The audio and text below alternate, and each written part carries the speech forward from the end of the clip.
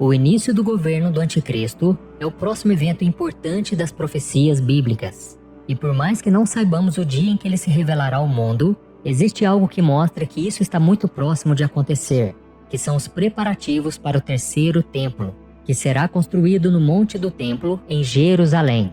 No decorrer de sua história, Jerusalém teve 2 grandes templos. O primeiro foi construído pelo rei Salomão e que anos mais tarde foi destruído pelos babilônicos. Depois, Neemias e Esdras construíram o segundo templo, mais ou menos 500 anos antes de Cristo. Esse templo foi destruído pelos romanos e desde então nunca mais foi construído.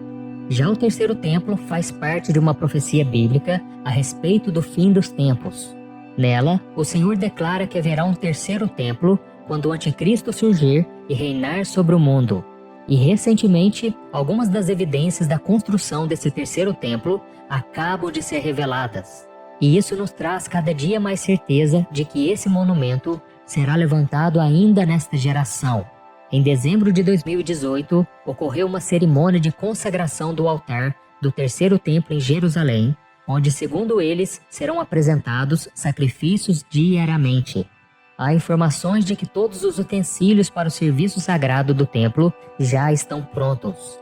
Também existe um filme produzido pelos idealizadores do projeto que mostra um templo surgindo no mesmo local que atualmente está a Mesquita do Domo da Rocha, local disputado por judeus e muçulmanos, onde antes estava construído o Templo do Senhor. Ao todo, 70 países foram convidados para participar daquela inauguração. E o rabino responsável pelo projeto disse naquela época: os judeus foram trazidos de volta a Israel com o propósito de espalhar a luz para as nações. Uma nova luz brilhará sobre Sião e todos nós veremos esta luz muito em breve.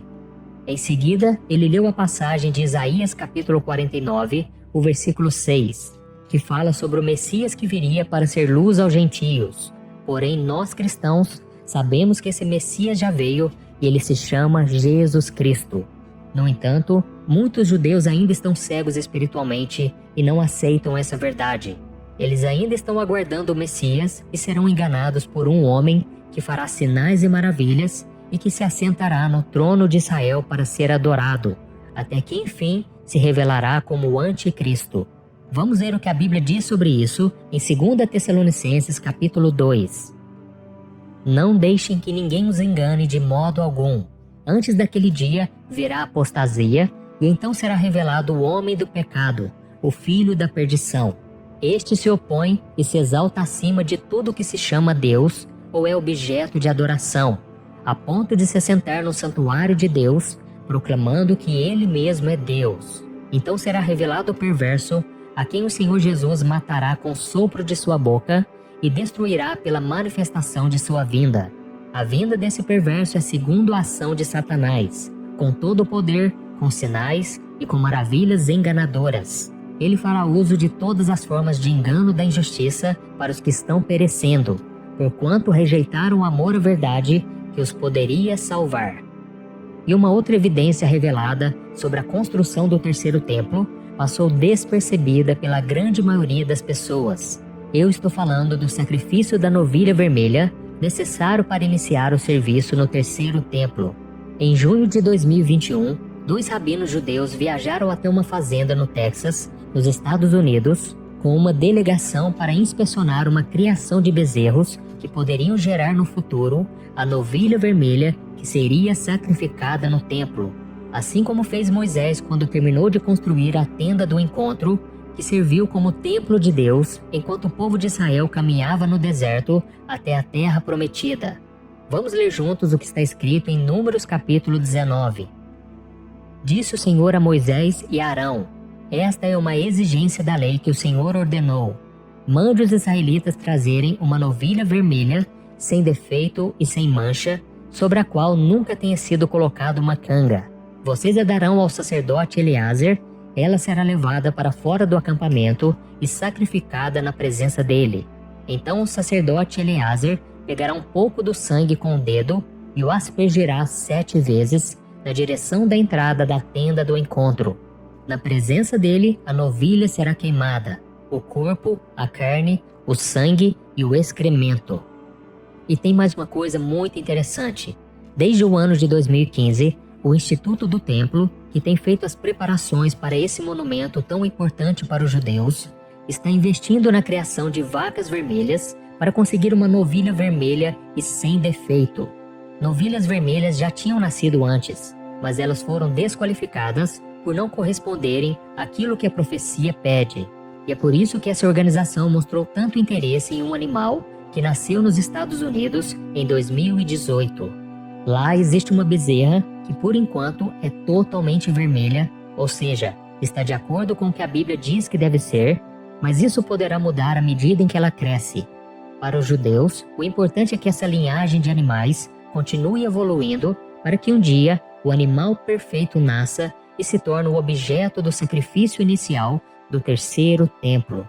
Atualmente, existem grandes obstáculos para a reconstrução do terceiro templo e o maior diz respeito à sua localização.